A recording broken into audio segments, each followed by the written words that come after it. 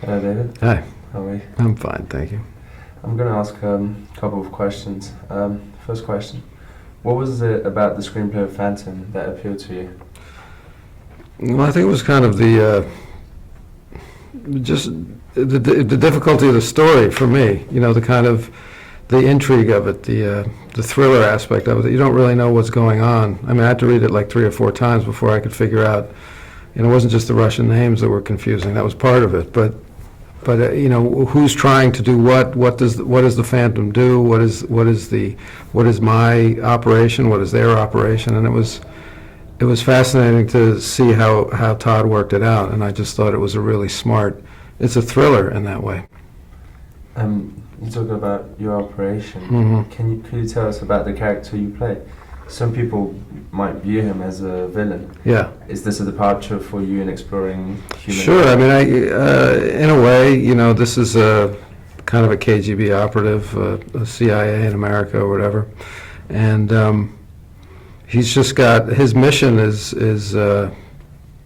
you know, his mission is pretty much to destroy half the world. You know, so there has to be some kind of psychological process going on in there where, you know, he believes enough in his cause, or he believes enough that that amount of death is actually going to save more life, or save the right kind of life.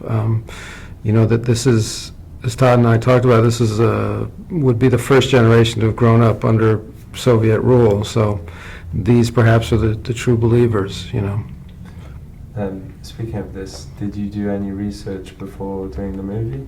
Well, I mean, I did whatever research I could into Osnas and the KGB stuff, and I mean, I would have liked to have met some of them, but thankfully we're not having to do a Russian accent, so I didn't have to go there. But it was really just kind of that mindset, trying to hook into the idea that somebody who would not only kill somebody in cold blood, which is what I'm about to shoot, but also to be responsible in some way, indirectly, for the deaths of hundreds of thousands of people.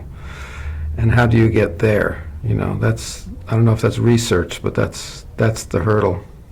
Duchovny is a Russian name.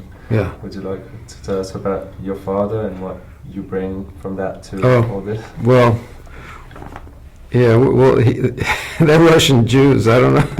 I don't know if we're from like KGB stock. We're probably from the other side of the fence, you know. But if my father were alive, I'm sure he'd get a kick out of it, and I'm sure most of the kick would be the fact, thinking about part of his DNA playing a KGB officer, probably. But the name is Russian. My father's father is from Kiev, and so my father's first-generation immigrant. And I didn't know my grandfather. He died when I was an infant, but you know, certainly because of the name, I've always been approached by Russians and Eastern Europeans who know what the name means and who are familiar with it. Can you discuss the experience of working with Todd, who is both a writer and a director? Well, Todd's been very collaborative, you know, very open to. We have a lot of different actors in the movie. There's the scenes where there's 4, 5, 6 people, and everybody has their kind of own logic of the character as he's working through, and sometimes they're at odds, you know. And Todd, as he has said, you know, he didn't even ask some of these questions when he was writing it, you know, but then they become these logic questions when you're there, or motivation questions. And when you have 6 people trying to work their own logic on a scene, it becomes kind of messy in a good way. And Todd's been very non-dogmatic in working that out, or he's been very open to listen to, you know, each of us as we say, well, wait, you know, this guy wouldn't, how could he do that there?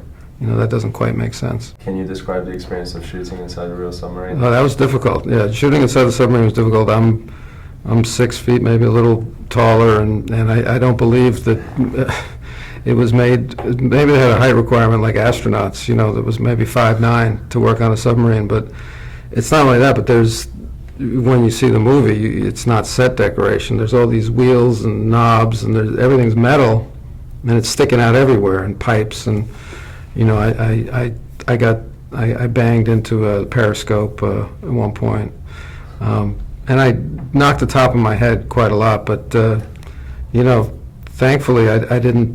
Ken Sewell, who was giving us background on the submarines, he told me that he actually knocked himself out once. Oh wow. Because you kind of step up through the hatch, Yeah. There's that lip, Yeah. and if you step up, you can step right up into the lip of the other one. Yeah. Yeah, I've had experiences with. Right. Well, you're tall, so you didn't enjoy being on the sub. Not at all. I didn't mind shooting there because it's so real, and the confining tightness of the set, it gives you a lot as an actor, to work in the reality of it. And also, you asked about the collaboration.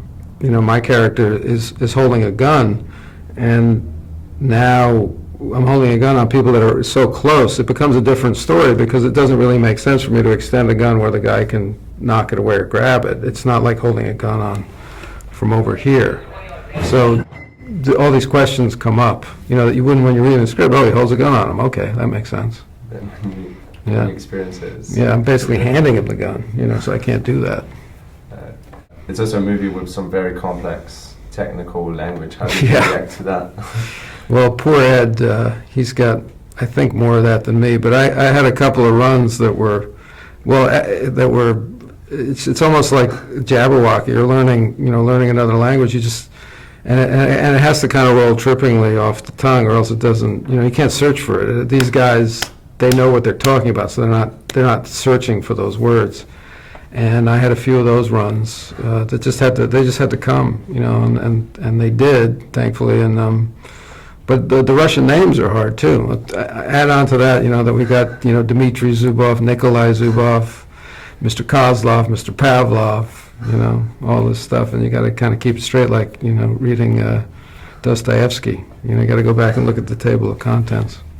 My final question: if there's a point of view to this movie, what message do you hope the audience will take away once they've seen it? I mean, Well, I think it's I think it's stated. I think it's basically like my character's point of view. What's interesting about the movie, I think, being made by Americans, is everybody's Russian in the film. There's not one foreign person. Everybody on the sub, everybody that you meet, everybody you see and hear is Russian. And there, at least at the time, there was this demonization, or the evil empire. Reagan called it the evil empire. All the stuff that's topical today because we have a similar kind of demonization of another, the Islamic culture. So, I think it's pertinent still, where you have in this case the Russian point of view, my character's point of view of the Americans, which is they're going to kill us all. They hate us. They want to destroy us. Now we in America, we think, no, we just wanted peace, or we wanted, we just wanted capitalism. We didn't want to kill. We didn't. But it's interesting to see like a Russian point of view, which was, hey, maybe they want to kill us all. Maybe they do want to destroy us. They don't just want us to fail. They want to kill us. And they were indoctrinated into this philosophy, which makes sense now as well. So I think the message is, I don't know if there's a message, but it's an interesting kind of historical point of when cultures have to kind of demonize the other in order to kill them. You have to think that they're evil in order to kill hundreds of thousands of them. How else are you going to do it? Now you asked the first question about my character, and that's one of the ways in, is if you think actually they're less than human. This is like killing animals. I can't see any other way to do it. How else are you going to kill 100,000 people, 500, 1 million people? That if he starts World War III, a nuclear World War III. So, interesting. yeah. All right. David, thank you very much. Thank you. All right.